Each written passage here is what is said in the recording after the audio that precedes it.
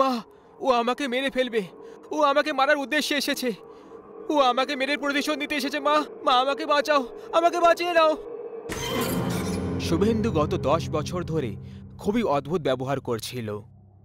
ও প্রায় কোনো মেয়ের ব্যাপারে কথা বলতো যে সে ওকে মারার জন্য এসেছে। ওর পরিবারও শুভেন্দুর পরিবারের থেকে খুব সমস্যায় ছিল। শুভেন্দু প্রায় সময় বলতো, পরের পূর্ণিমার রাতে ওই ডাইনি আমাকে নিজের সঙ্গে হাওয়ায় উড়িয়ে নিয়ে যাবে। কিন্তু প্রত্যেক ঘটনার পেছনে কোনো না কোনো কঠোর সত্যি অবশ্যই লুকিয়ে থাকে, যে ওই ঘটনাগুলো যারা শোনে তাদেরকে আতঙ্কে ভয় পাইয়ে দেয়। শুভেন্দুর এই অবস্থার পরিণামও ঠিক এরকমই একটা সত্যি ছিল, যে কারণে শুভেন্দু আজ নিজের মৃত্যুর তারিখটাও জেনে গেছিল। 1 বছর আগে শুভেন্দু পেশায় একটা মেকানিকের কাজ করত। জীবন শুধু কেটেই যাচ্ছিল। ওর অনেক বেশি টাকা হঠাৎ করে কামানোর লোভ সবসময় থাকত। যাই হোক, একবার রাতে শুভেন্দু নিজের বাড়ি ফিরছিল, আর তখনই ও একটা মেয়েকে ফুটপাত এরিয়াতে ভয় পেতে দেখে। ও ওই মেয়েটার কাছে গেল আর বলল, ম্যাডাম, আপনি এখানে এত বেলায় চুপচাপ দাঁড়িয়ে কি করছেন? আপনি জানেন তো এটা একটা রেড লাইট এরিয়া। এই জায়গা রাতের সময় তো কি, দিনের আলো তো মেয়েদের জন্য ভালো নয়। আমি ওই এরিয়া থেকেই তো পালিয়ে এসেছি। প্লিজ আমাকে আজ রাতের জন্য জায়গা দিয়ে দিন। কাল সকাল হতে আমি এখান থেকে চলে যাব, প্লিজ। ঠিক আছে, কিন্তু কেউ যেন এই ব্যাপারে জানতে না পারে। আজ রাত আপনি আমার বাড়িতে থাকতে পারেন। তাছাড়া আপনার নামটা কি? আমার নাম চারুলতা। আমি এখানকারই বাসিন্দা। কিন্তু এই লোকগুলো আমাকে জবরদস্তি এখানে রাখতে চায়, আর এই কারণেই আমি এদিক ওদিক পালিয়ে বেড়াচ্ছি। ঠিক আছে, আজ রাতের জন্য তুমি আমার বাড়িতে লুকোতে পারো। সেই রাতে চারুলতা শুভেন্দুর বাড়িতেই লুকিয়ে থাকলো। পরের দিন যখন শুভেন্দু উঠল, তখন চারুলতার চুলগুলো উড়তে দেখে ও তার উপর মুগ্ধ হয়ে গেল। রাতের অন্ধকারে ও চারুলতার সুন্দরতা ভালোভাবে দেখতে পায়নি।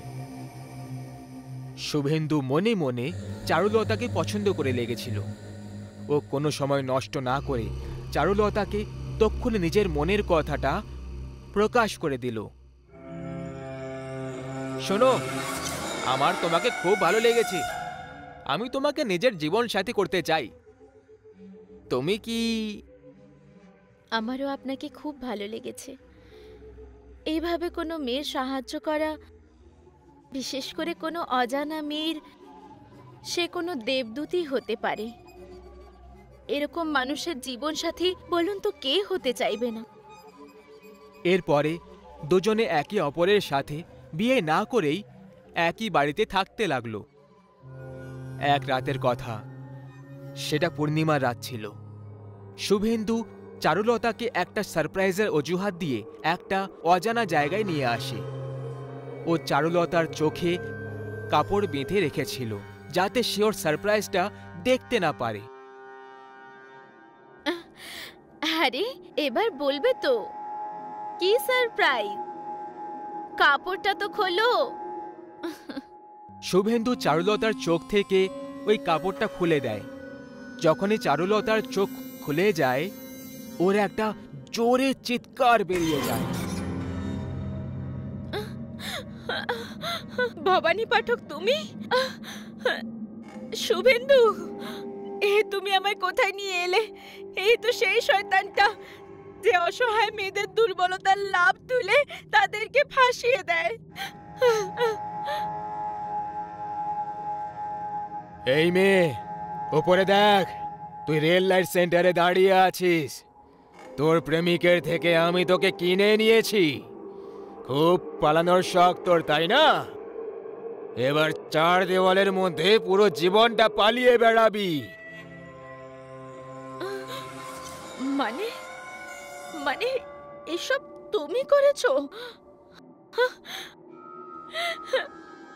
তুমি তো এই শয়তানের থেকেও জঘন্য বেরোলে।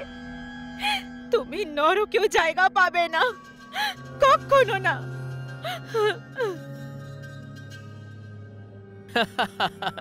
নরকের ব্যাপারে তো জানি না, কিন্তু এখন তোকে বিক্রি করে যে টাকা পেয়েছি সেটা দিয়ে আমার জীবনটা স্বর্গে তো খুব সহজেই বদলে যাবে।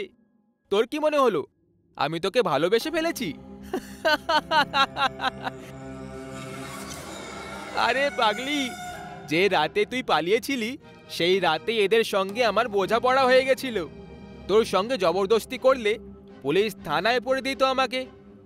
কিন্তু এবার তো সবার এটাই মনে হবে যে তুই এখানে নিজের ইচ্ছায় এসেছিলি, আর প্রত্যেক রাতে তোর শরীরের নিলামি হবে। শয়তান, আমি তোকে জ্যান্ত মেরে ফেলবো। তুই মনে রাখিস, খুব তাড়াতাড়ি রাতও এটাই হবে আর দৃশ্যটাও এটাই হবে। তোকে পাগল করে তোর আত্মাকে তোর শরীর থেকে টেনে নিজের সঙ্গে নিয়ে যাব। যত কষ্ট আমার হবে তার থেকে অনেক বেশি কষ্টের সঙ্গে তুই মরবি। জ্যান্ত থেকেও তুই মৃতকদের মতো জীবন কাটাবি তুই। যাই হোক, এরপর এই সব কিছু এখানে সমাপ্ত হয়ে গেল। চারুলতাকে জবরদস্তি রেড লাইট এরিয়াতে সেক্স স্লেভ হিসেবে কাজ করতে বাধ্য করা হলো। কিন্তু ঠিক 6 মাস পরে হঠাৎ একটা খবর চলে এলো যে চারুলতা পাখায় গলা দড়ি দিয়ে আত্মহত্যা করে নিয়েছে। এর ঠিক 2 দিন পরেই আরও একটা খবর এলো যে ভবানী পাঠকেরও সড়ক দুর্ঘটনায় মৃত্যু হয়ে গেছে। সব থেকে বড় পাপী সে এখনো বেঁচে ছিল, শুভেন্দু। আজ 6 মাস পর চারুলতার আত্মা শুভেন্দুর সন্ধানে এসেছিল, আর এখন পৃথিবীর কোনো সাধু, তান্ত্রিক, পণ্ডিত ওকে মোটেই বাঁচাতে পারত না। অপেক্ষা ছিল তো শুধু পূর্ণিমার রাতের। আর যখনই পূর্ণিমার দিন এলো, শুভেন্দুর শরীর খারাপ হতে লাগলো। ওর চিৎকার এত কষ্টের ছিল যেন ওকে গরম তাওয়ায় রেখে একভাবে সেঁকা হচ্ছিল। প্রত্যেক 10 মিনিটে ও অজ্ঞান হয়ে যেত, আর সবার শেষে রাত 1টার সময় করে ওই ডাইনি শুভেন্দুর ঘরে প্রবেশ করে ফেলে। তার ভয়ঙ্কর চেহারা দেখে শুভেন্দু চিৎকার করতে লাগলো, কিন্তু ওর আওয়াজ ওই ঘর অবধি সীমাবদ্ধ থাকতে পারত। আমাকে ক্ষমা করে দাও, প্লিজ আমাকে ছেড়ে দাও। আমি তোমার সাথে ভুল করে ফেলেছি, কিন্তু কথা দিচ্ছি যে আমি এরকম অন্য কোনো মেয়ের সঙ্গে আর কখনো করব না। কি করে ছেড়ে দি? মনে আছে তো সেই পূর্ণিমার রাত যখন তুই ওই শয়তানের সঙ্গে আমার বোঝাপড়া করেছিলি? আমি তোকে সেই রাতে সতর্ক করেছিলাম, কিন্তু তুই আমার সব কথাগুলোকে তোয়াক্কা না করে উড়িয়ে দিয়েছিলি। আর আজ আমি তোর ক্ষমা চাওয়াটাকেও উড়িয়ে দেব।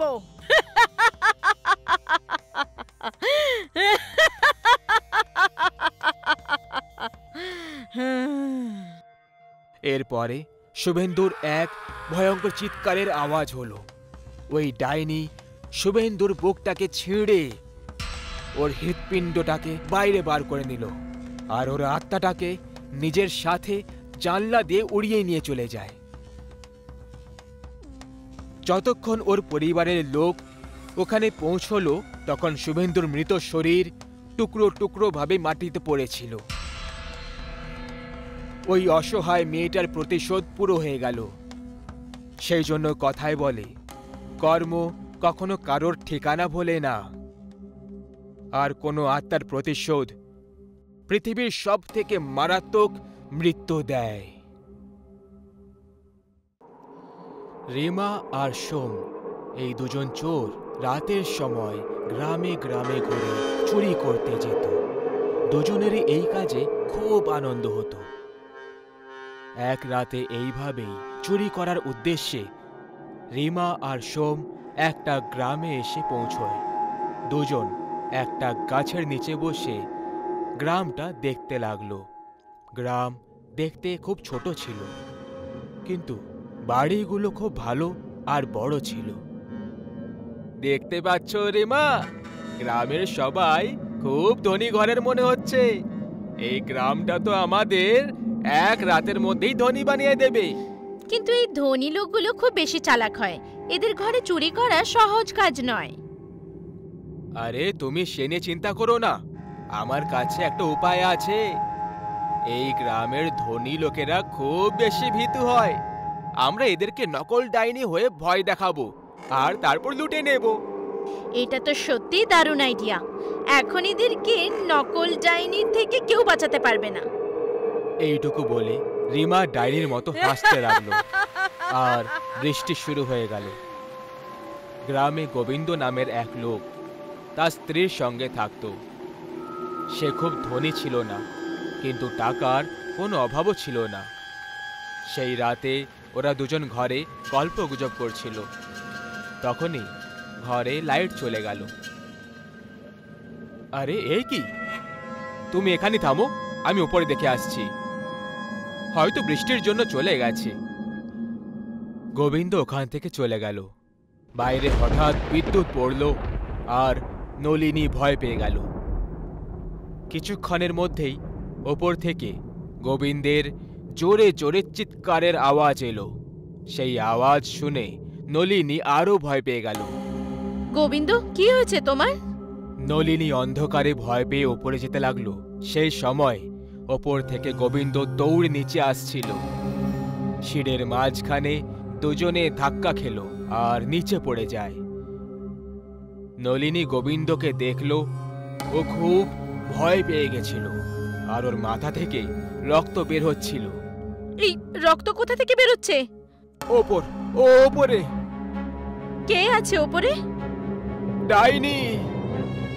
ডাইনির নাম শুনে নলিনীও ভয় পেয়ে যায়। তখনই দুজনে দেখলো যে সিঁড়ি থেকে একটা আলো ওদের দিকে হাওয়ার সাথে চলে আসছিল। দুজন ভয় পেয়ে পালালো আর ঘরের বাইরে যাওয়ার চেষ্টা করতে লাগলো, কিন্তু ঘরের দরজা বাইরে থেকে বন্ধ ছিল। গোবিন্দ দরজা ভাঙার চেষ্টা করলো, কিন্তু ওর কিছুই অসর হলো না। এতক্ষণে পেছন থেকে এক ভয়ঙ্কর আওয়াজ এলো। দাঁড়াও! দুজনে পেছনে ঘুরে তাকালো। তখন ওখানে একটা ডাইনি হাতে মোমবাতি নিয়ে দাঁড়িয়েছিল। ওই মোমবাতির আলোয় তার ভয়ঙ্কর চেহারা খুব বেশি মারাত্মক লাগছিল। পালানোর কোনো দরকার নেই। আমি যেমনটা বলবো তেমনটা যদি তোমরা না করো, তাহলে আমি তোমাদের দুজনকে মেরে ফেলবো। তুমি যা বলবে আমরা তাই করব, কিন্তু আমাদের যেতে দাও প্লিজ। খুব ভালো কথা। এইটুকু বলে ডাইনি হাসতে লাগলো। তারপর ডাইনি নিজের একটা হাত জানালার দিকে বাড়ালো আর নিজের আঙুল নাড়াতে লাগলো। যখনই ডাইনি আঙুলটা নাড়ালো, একটা বড় ব্যাগ জানলা থেকে উড়ে ভেতরে চলে এলো আর ডাইনির সামনে মাটিতে পড়ে গেল। এটা দেখে গোবিন্দ আর নলিনী খুব বেশি ভয় পেয়ে যায়। তোমার সব টাকা আর সোনা এই ব্যাগে রেখে দাও। দুজন একে অপরের দিকে দেখে ভাবতে লাগলো। ততক্ষণে ডাইনি চিৎকার করে ওঠে, তাড়াতাড়ি করো, নাহলে এই আগুনে তোমাদের দুজনকে পুড়িয়ে ফেলবো। গোবিন্দ গিয়ে ব্যাগ তুলল আর দৌড়ে দৌড়ে টাকা নিতে চলে গেল। ডাইনি ওখানেই দাঁড়িয়ে থেকে নলিনীকে দেখে যাচ্ছিল। নলিনী ডাইনি ওই ভয়ঙ্কর চেহারা দেখে ভয় পাচ্ছিল। হঠাৎ জানালা থেকে জোরে হাওয়া এলো আর ডাইনির শাড়ি উড়তে লাগলো। নলিনীর নজর ডাইনির পায়ের দিকে চলে যায়। ও দেখল যে ডাইনির শাড়ির ভেতরে জিন্স পরেছিল। নলিনীর ডাইনির ওপরে সন্দেহ হতে লাগলো। এই ডাইনি তো কোনো মেয়ে মনে হচ্ছে যে চুরি করার উদ্দেশ্যে এখানে এসেছে। আমাকে এই কথাটা গোবিন্দকে বলতেই হবে। নলিনী লুকিয়ে নিজের চপ্পল খুলে দিল আর ওই মোমবাতির উপরে ছুঁড়ে মারল। এই কারণে মোমবাতি নিভে গেল আর ঘর অন্ধকার হয়ে গেল। অন্ধকার হওয়া মাত্রই নলিনী গোবিন্দের দিকে পালালো।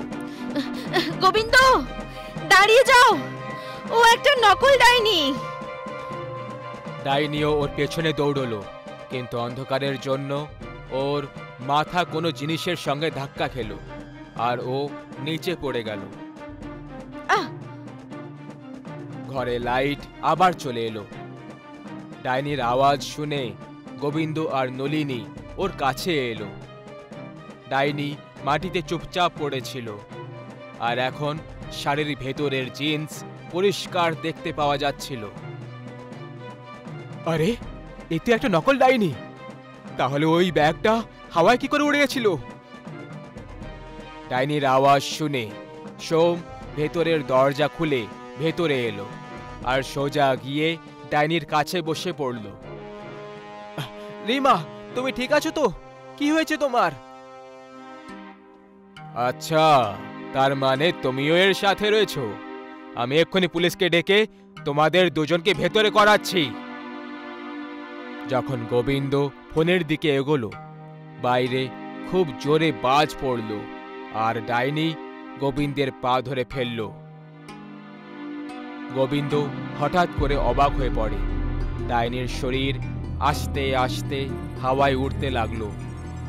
এটা দেখে নলিনী আর গোবিন্দের সাথে সাথে সোমও ভয় পেয়ে গেল, কারণ ও জানতো যে শাড়ির ভেতরে তো রিমা ছিল। আরে, এসব কি হচ্ছে? এ তো একটা সাধারণ মেয়ে ছিল যে নকল ডাইনি হয়ে এসেছিল। রিমা! ডাইনি হাওয়ার উপর দাঁড়িয়ে পড়ল। কোন রিমা নেই এখানে। ওই টাকার ব্যাগ আমায় দিয়ে দাও, নইলে আমি তোমাদের সবাইকে মেরে ফেলবো। গোবিন্দ ভয় পেয়ে বলল, আমি দেব না। নলিনী, এটা নিশ্চয়ই এদের কোনো নতুন ফন্দি। কি বললি? ডাইনি রাগের চোটে গোবিন্দকে হাওয়ায় চাকিয়ে নেয় আর দেওয়ালে ছুঁড়ে দেয়। ডাইনি ওই ব্যাগটা তুলে নিল আর বাইরে আকাশে উধাও হয়ে গেল। সোম দৌড়ে দৌড়ে বাইরে এলো আর ডাইনির দিকে দেখতে লাগলো। সোম নিজের চোখে বিশ্বাস করতে পারছিল না, কারণ ওর বন্ধু যে নকল ডাইনি সেজেছিল, ও এখন আসল ডাইনির রূপ নিয়ে মানুষদেরকে মারছিল। ওই দুর্ঘটনার পরে গ্রামে ডাইনির কারণে অনেক লোকেদের মৃত্যু হয়ে যায়, কারণ সবাই তার জিন্স দেখে তাকে নকল ডাইনি ভেবে তাকে টাকা দিতে বারণ করে দিত। মেঘা অনেকদিন পর তার বান্ধবীদের সঙ্গে দেখা করার জন্য গ্রামে যাচ্ছিল। ও ট্রেন অনেক রাতে গ্রামের স্টেশনে পৌঁছল। ওই ট্রেন থেকে নামলো আর আশেপাশে রিক্সা বা ট্যাক্সি খুঁজতে লাগলো। স্টেশন একেবারে নির্জন ছিল। মেঘা দূর দূর পর্যন্ত কোনো মানুষজনকে দেখতে পাচ্ছিল না। ও একটু অস্থির হয়ে পড়ল। অনেক খোঁজার পর ও একটা রিক্সা দেখতে পেল, যার ভেতরে তার ড্রাইভার ঘুমোচ্ছিল। মেঘা ওই রিক্সাওয়ালার কাছে গেল। শুনুন দাদা। কি হয়েছে? আসলে আমি গ্রামে যাব। ড্রাইভার চোখ খুলে মেঘার দিকে তাকালো আর হঠাৎ করে ভয় পেয়ে চিৎকার করতে লাগলো, ডাইনি! ডাইনি! ডাইনি!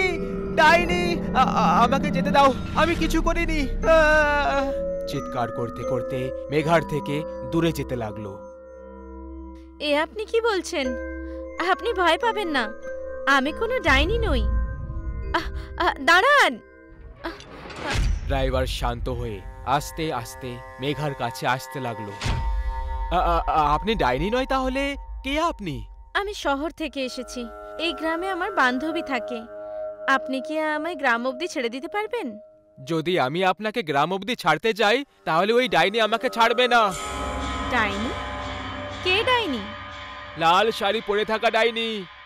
আপনি চিন্তা করবেন না, আমি আপনার সাথে আছি। চলুন আপনি। আপনি সাথে আছেন সেই জন্যই তো ভয় লাগছে। আপনি লাল রং পরে রয়েছেন, যেটা ডাইনির মোটেই পছন্দ নয়। গ্রামে যদি কেউ লাল রঙের কাপড় পরে বেরোয় তাহলে ডাইনি তার শরীরকে 2 টুকরোতে ভাগ করে মাটির নিচে পুঁতে দেয়। এইসব শুনে মেঘা একটু ভয় পেয়ে গেল, কিন্তু তারপর নিজেকে সামলেও বলল, দেখুন, কথাটা বুঝুন। এত রাতে আমি হেঁটে যেতে পারবো না, আর এখানে অন্য রিক্সাও নেই।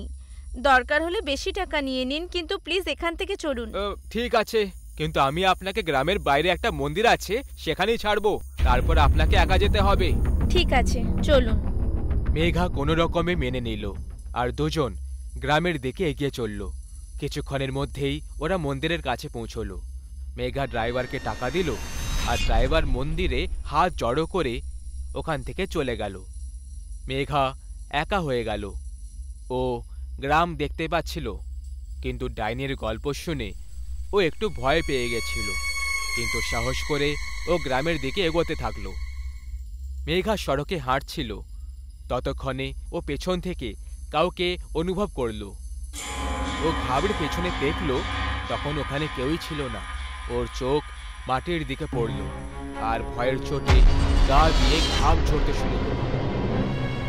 মাটিতে লাল রক্তে পায়ের চিহ্ন ছিল, যেটা ওর পেছনে পেছনে আসছিল। মেঘা নিজের পা তুলে দেখল, তখন পা দুটো একদম পরিষ্কার ছিল। মেঘা ভয় পেয়ে উল্টো পায়ে হাঁটতে শুরু করে দিল, কিন্তু সেই পায়ের চিহ্ন ওর কিছু করতে থাকলো। মেঘা থেমে গেল। ওই চিহ্ন চলতে চলতে ওর পাশে এসে থেমে যায়। মেঘা ওখান থেকে যাওয়ার জন্য ঘুরল, আর যখনই ঘুরে দেখল ওর কাঁধের ওপর একটা রক্তে লথপথ হাত পড়ে যায়। মেঘা এত বেশি ভয় পেয়ে গেল যে ও চিৎকার করতে করতে গ্রামের দিকে পালাতে লাগলো। মেঘা চিৎকার করতে করতে গ্রামের দিকে পৌঁছলো। আমায় বাঁচাও, ওই ডাইনি আমায় মেরে ফেলবে, আমায় বাঁচাও। অনেকজন লোক তাদের ঘর থেকে বাইরে চলে আসে। মেঘার বান্ধবীরাও বাইরে চলে এলো। মেঘা ওর বান্ধবীকে তার ঘরের বাইরে আসতে দেখলো, আর পুরো জোর লাগিয়ে ও ঘরের ভেতরে দৌড়লো। ওর বান্ধবীও ওর পেছনে দৌড়ে ঘরের ভেতরে চলে গেল। তুই লাল রং পরে কেন এসেছিস গ্রামে? ভুলটা আমারই ছিল, তোকে এখানে ডাকাই উচিত হয়নি। একটা কাজ কর, তুই পালিয়ে যা গ্রাম থেকে, না হলে এই ডাইনি তোকে ছাড়বে না। আমার স্বামীর মতো তোকেও মেরে ফেলবে। ওরা দুজন ঘরের কথা বলছিল, তখনই ডাইনির লাল রক্তে মাখা একটা হাত দরজা ভেঙে ভিতরে চলে এলো, আর মেঘাকে টেনে টেনে বাইরে নিয়ে যেতে লাগলো। ডাইনির হাতটা মেঘাকে টেনে ঘরের বাইরে ছুটে দিল। ও কিছুই বুঝতে পারছিল না যে এসব কি হচ্ছে। গ্রামের সবাই মেঘাকে দেখার জন্য ওর কাছে যেতে লাগলো। মেঘার উপরে লাল আলো, লাল শাড়ি পরে থাকা ডাইনিকে দেখতে পেল। গ্রামের সবাই থেমে গেল আর নিজেদের ঘরের দিকে পালাতে লাগল। ডাইনির রূপ খুবই মারাত্মক লাগছিল। পুরো শাড়ি রক্তে লথপথ হওয়ার কারণে ওই রক্তের ফোঁটা মেঘার শরীরে পড়ে যাচ্ছিল। মেঘার চেহারা রক্তে লাল হয়ে গেছিল। আমি তোমাদের কতবার বলেছি যে এই গ্রামে কেউ যেন লাল রঙের কাপড় পরে না আসে, কিন্তু তোমরা আমার কথাই শোনো না। এখন এই মেয়েটা প্রাণে মরবে।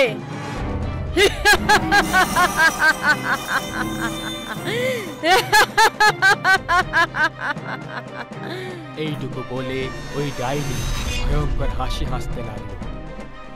ডাইনিকে দেখে মেঘা পালাতে লাগলো। মেঘাকে পালাতে দেখে ডাইনি নিজের হাত লম্বা করে দিল আর ওকে হাওয়ায় তুলে নিল। ডাইনি মেঘাকে নিজের মাথার ওপরে তুলে নিল আর ওর শরীরকে মাঝখান থেকে ফাল করতে লাগলো। যেমন যেমন মেঘার শরীরের 2 টুকরো হচ্ছিল, তখন তখন মেঘার গরম রক্ত ডাইনির মাথার উপর দিয়ে পুরো শরীরে ছড়িয়ে পড়ল।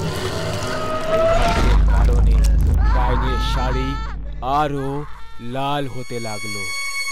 শরীর ফাল হওয়ার সময় মেঘা এত জোরে চিৎকার করছিল যে ওর চিৎকারের জন্য পুরো গ্রাম কেঁপে উঠছিল। সব গ্রামবাসীদের আত্মা কাঁপতে লাগলো।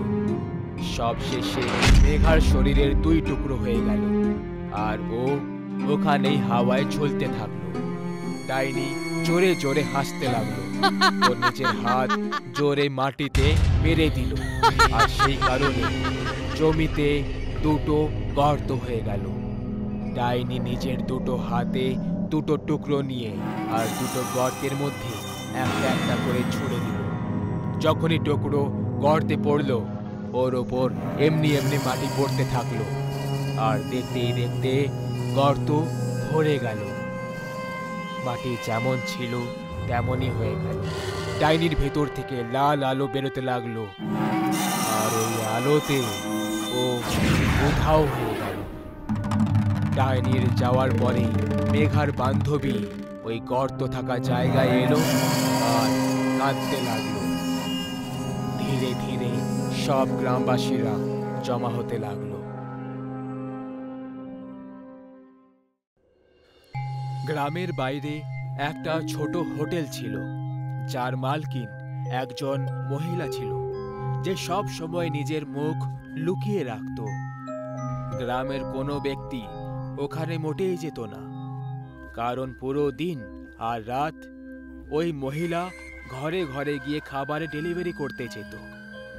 কিন্তু একদিন শানু ওকে হোটেলের ঠিক পাশে নিজের একটা হোটেল খুলে দিল। শানু সকালে লোকেদেরকে হোটেলের খাবার খাওয়াতো আর রাতে বাড়িতে ফুড ডেলিভার করত। ও ডেলিভারি করার জন্য চঙ্গু আর মঙ্গু 2জন লোককে রেখেছিল। কিছুদিন পরে সব লোকেরা শানুর হোটেলে যেতে লাগলো আর মহিলার হোটেলটা খালি খালি হয়ে গেল। ওর থেকে কেউ ফুড ডেলিভারি নিত না। মহিলাটা শানুর ওপরে খুব রেগে যেতে লাগলো। এক রাতে শানু নিজের হোটেলে টাকা গুনছিল। তখনই ও দরজার সামনে একটা ছায়া দেখতে পেয়ে গেল। আরে কে ওখানে? আরে কেউ কিছু বলছে না কেন? হোটেল বন্ধ হয়ে গেছে, কাল সকালে এসো। আস্তে আস্তে ওই ছায়াটা বড় হতে লাগলো আর শেষে ওই মহিলা দরজা দিয়ে ভেতরে আসে। শানু ওই মহিলাকে দেখে অবাক হয়ে যায়। ও তুমি? বলো কি নিতে এসেছো? তোমার প্রাণ। কি? আরে পাগল নাকি তুই? এখন যা, কাল সকালে কথা বলবো। তোমার হোটেলটা বন্ধ করো, না হলে প্রাণে মরবে। শানু ভয় পেয়ে বলল, তুই একা মেয়ে, আমাকে মারবি? যা যা, আমি করব না বন্ধ।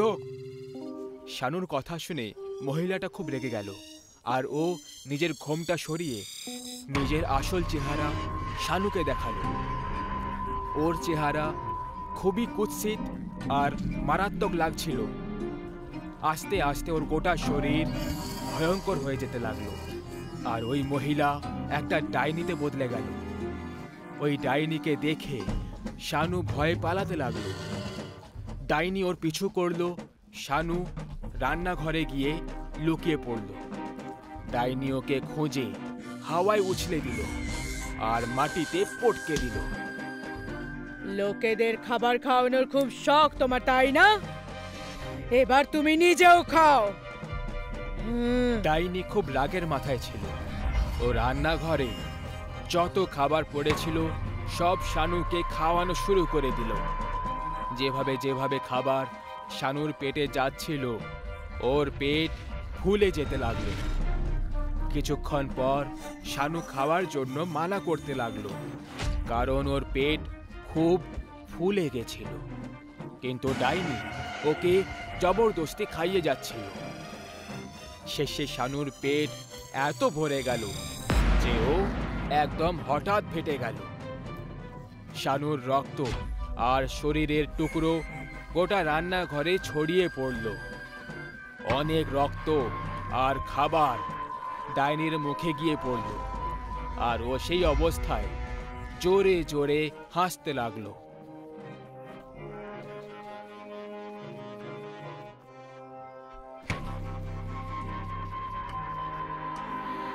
চঙ্গু আর মঙ্গু নিজের নিজের সাইকেলে খাবার ডেলিভারি করার জন্য গ্রামের দিকে এগোচ্ছিল। তখনই ওরা হঠাৎ সামনে থেকে একটা ছায়া আসতে দেখতে পেল। চঙ্গু এটা দেখে ভয় পেয়ে গেল। আরে সামনে ভূত, চল আমরা ফিরে যাই এখান থেকে। আবে ভূত নয়, গ্রামের কেউ হবে হয়তো, খাবার কতক্ষণে আসবে সেটা জিজ্ঞেস করতে এসেছে হবে, চল। দুজনেই আগে এগোতে লাগলো। ওই ছায়াটাও ওদের সামনে আসতে লাগলো। কিছুক্ষণ পর ওই ছায়াটা হঠাৎ কোথাও উধাও হয়ে গেল। এইবারে চঙ্গু আর মঙ্গু দুজনেই ভয় পেয়ে যায়। দুজনেই মাঝখানে থেমে যায়। ভাই মঙ্গু, এসব কি হচ্ছে আমাদের সঙ্গে? আরে আমিও বুঝতে পারছি না এসব কি হচ্ছে। ওরা দুজন ওখানেই মাঝ রাস্তায় দাঁড়িয়েছিল, আর হঠাৎ করে ওপর থেকে সেই মহিলা ওদের সামনে থেকে উড়ে উড়ে নিচে এলো। চঙ্গু ভয় পেয়ে চিৎকার করতে লাগলো।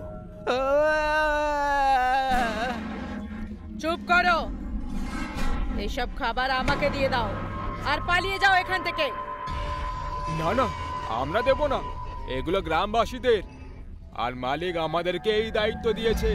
ঠিক আছে, তাহলে তোমাদেরকেও আমাদের মালিকের কাছে পাঠাতে হবে। চঙ্গু যাই হোক করে ওখান থেকে পালিয়ে যায়, কিন্তু মঙ্গু পালাতে পালাতে নিচে পড়ে যায়। ডাইনি মঙ্গুকে মারার জন্য সামনে এগোলো। ডাইনি মঙ্গুকে হাওয়ায় তুলে দিল আর দুটো সাইকেল ওর ওপর ছুঁড়ে মারল। এই কারণে মঙ্গুর খুব আঘাত লাগলো, কিন্তু মরেনি। ওকে জ্যান্ত দেখে ডাইনি আবার দুটো সাইকেল ওর উপরে ছুঁড়ে দেয় আর ওকে আধমরা করে দিল।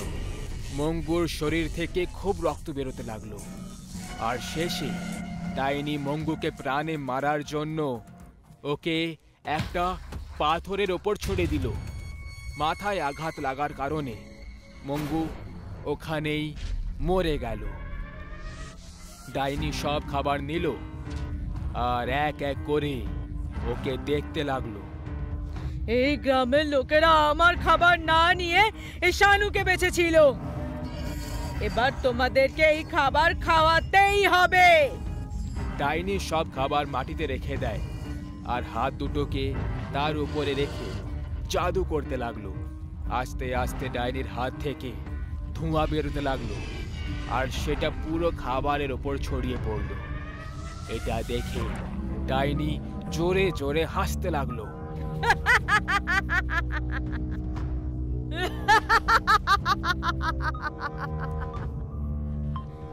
এবার হবে মজা। ডাইনি সেই সব খাবার নিয়ে গ্রামে এলো আর একটা ঘরের সামনে এসে পৌঁছয়। ও দরজা খটখট করতে লাগলো। একটা লোক ওই দরজাটা খুলে দেয়। সে ওই মহিলাকে দেখে অবাক হয়ে যায়। কিন্তু আমি তো তোমার কাছ থেকে নয়, শানুর কাছ থেকে খাবার অর্ডার করেছিলাম। এটা সেই হোটেল থেকেই এনেছি, শুধু আমি দিতে এসেছি। ওই লোকটা খাবার নিয়ে ভেতরে চলে গেল, আর সেইভাবেই ওই ডাইনি আবার মহিলার রূপ নিয়ে একটা একটা ঘরে গিয়ে খাবার দিতে লাগলো। যতজন লোক খাবার অর্ডার করেছিল ওরা সবাই খাবার খেয়ে যা ঘুমোলো, তো সকালে আর উঠলই না, কারণ ওই ডাইনি ওই খাবারে বিষ মিশিয়ে দিয়েছিল। ওই দুর্ঘটনার পরে সবাই ওই ডাইনির হোটেল থেকে খাবার অর্ডার করা বন্ধ করে দিল।